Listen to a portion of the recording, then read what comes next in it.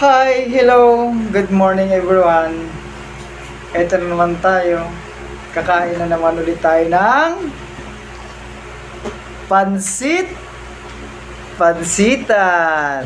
Ayan! Pansit-pansitan ulit tayo. And then, kailangan natin ng 2 garlic, black pepper, and then honey with vinegar. Yan, sausawan natin. Pero bago ang lahat, hi vlog! Welcome to my guys! Ayan, kakain na naman tayo ng pansit-pansitan para makontra natin ang ating aragout para mawala. Ayan, kakain na tayo. Yung aragout natin dyan. Yung alright is, para mawala, kumain na rin po kayo ng pansit-pansitan. Yan.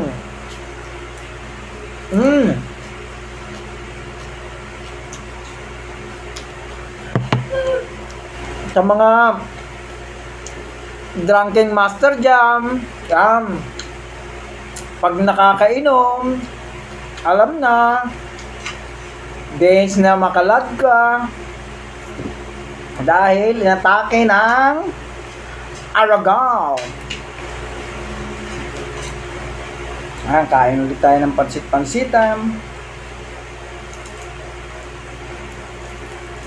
Ayan. Masarap naman po siya. Suka, vinegar, honey, with black pepper. Hanggang garlic. Yummy. Pero pwede nyo rin siya lagyan ng sili. Kasi yung una ginagawa ko, kalamansi, toyo, tsaka black pepper with sili lang. Masarap din siya. Kahit ano naman pwede siya guys. Pwede nyo nga siyang lutuin. At saka pwede nyo rin talaga siyang pangulam. Sa mga hindi maselan, pwede po siya. Meron siyang sangkap na amino acid, anti-cancer. Yan. Hantayin pa ba natin magkasakit tayo bago tayo magpansit-pansitan?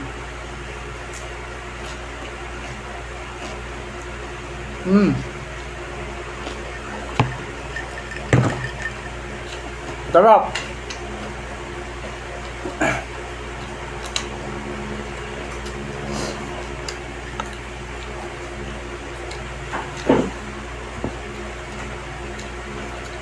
Yan.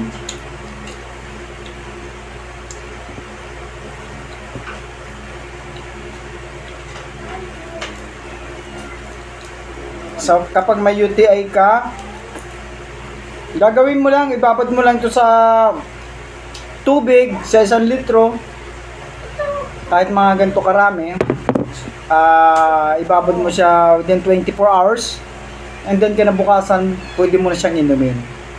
Yung tubig niya na pinagbabara ng pansit-pansitan. Tapos yung pansit-pansitan, pwede mo rin kainin. Yan.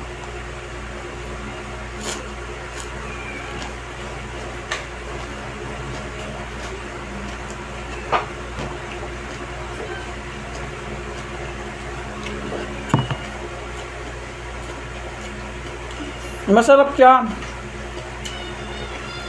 Ngayon, nakain naman ako kaganina, 2 saging, banana. At saka constipated ka, pwede po to. 3 days, 4 days, hindi ka makapupo. Ito, papalambutin niya po. Ilalabas niya.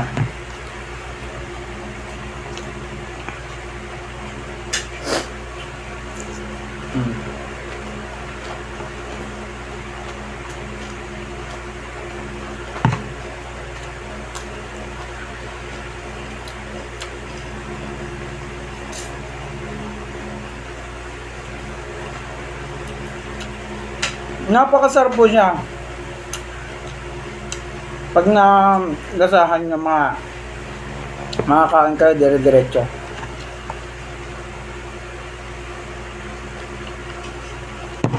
Ayan po. Maraming salamat po sa inyong panonood ng pagkain ko ng pansit-pansitan at sana makakain rin po kayo para sa kakaganda rin ng inyong katawan.